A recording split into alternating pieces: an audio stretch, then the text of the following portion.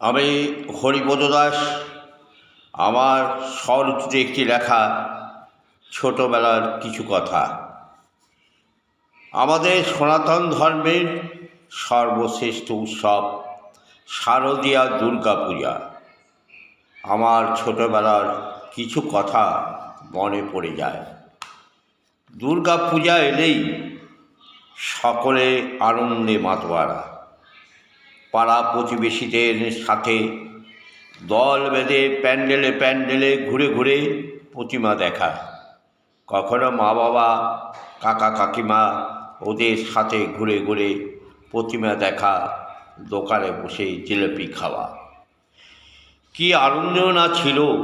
আজ সেই দিনের কথা মনে পড়ে যায়।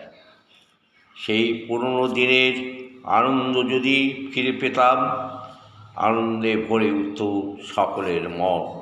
নমস্কার।